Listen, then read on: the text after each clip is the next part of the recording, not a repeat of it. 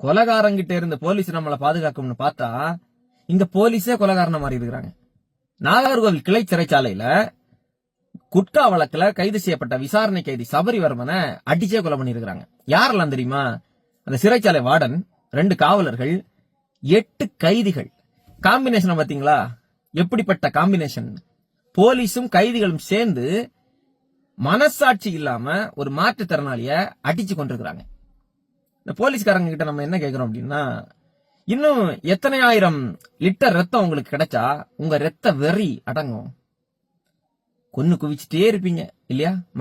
மக்களுடைய வரி பணத்துல சம்பளத்தை வாங்கிட்டு மக்களையே கொன்னு குவிச்சுட்டே இருப்பீங்க. எத்தனை லாக்க மரணங்கள். ஆனாலும் நீங்க திருந்தவே மாட்டீங்கல்ல.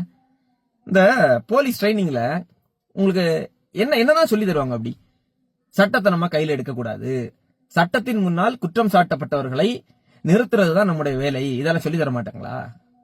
எப்படி கையை உடைக்கிறது, எப்படி காலை அடிச்சு முறிக்கிறது, எப்படி கெட்ட வார்த்தையா பச்சையா வாய் கூசாம பேசுறது, எப்படி பொய் வழக்கு போடுறது, இதுதான் சொல்லி தருவாங்களோ? உங்களுக்கும் குடும்பம்னு ஒண்ணு இருக்கும் தானே? உங்க அம்மா அப்பா மனைவி குழந்தைகள் அண்ணன் தம்பி அக்கா தங்கச்சி இவங்களோட தானே வாழ்ந்துட்டு இருக்கிறீங்க. எப்படி கொஞ்சம் கூட மனசாட்சி இல்லாம இப்படி போற போக்குல கொலை பண்ணிட்டு போக முடியுது உங்களால? அதுலயும் நீங்க கொலை பண்ற ஆட்கள் எல்லாருமே ரொம்ப சாமானிய மக்களாவே இருக்கிறாங்க. அது ஏன்? திமிரு தானே, போலீஸுங்கிற திமிரு தானே. இந்த காவல்துறை தன்னுடைய நேரடி கட்டுப்பாட்டில் வச்சிருக்கிற மதிப்பிற்குரிய முதலமைச்சர் விஜய் அவர்கள் எங்க போனீங்க? விஜய் அவர்களே, வாங்க வந்து நில்லுங்க, பாதிக்கப்பட்ட மக்கள் பக்கத்தில் நில்லுங்க. அந்த மக்களோடு நாங்க இன்னைக்கு போய் நிக்கிறோம். அவங்கள்ட்ட கேட்கிறப்ப அவ்வளவு கதறி அழுறாங்க, அவ்வளவு கேள்விகள். உங்க காவல்துறை மீது அவ்வளவு சந்தேகங்களை வைக்கிறார்கள், குற்றச்சாட்டுகள் எழுப்புகிறார்கள். பதில் சொல்லுங்க. எப்படி மரணம் நடந்தது? கொலை செய்யற அளவுக்கு இத்தனை பேர் சேர்ந்து கொலை செய்யற அளவுக்கு என்ன நடந்தது? அப்ப யாரை காப்பதற்காக இந்த கொலை நடத்தப்பட்டது? யாருக்காக இந்த கொலை நடத்தப்பட்டது?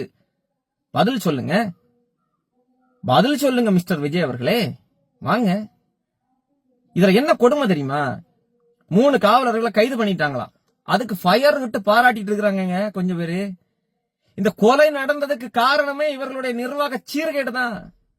நிர்வாக சீர்கேட்டின் உச்சம் தான் இந்த படுகொலை. அதை விட்டுட்டு ஃபயர் விட்டுட்டு இருக்கிறாங்க. முதலமைச்சர் விஜய் அவர்கள் உடனடியாக வாய் திறந்து பேசணும். இந்த மரணத்தின் பின்னணி என்ன என்பதை வெளிப்படையாக சொல்லி அத்தனை பேருக்கும் கடும் தண்டனைகளை கொடுக்க வேண்டும்.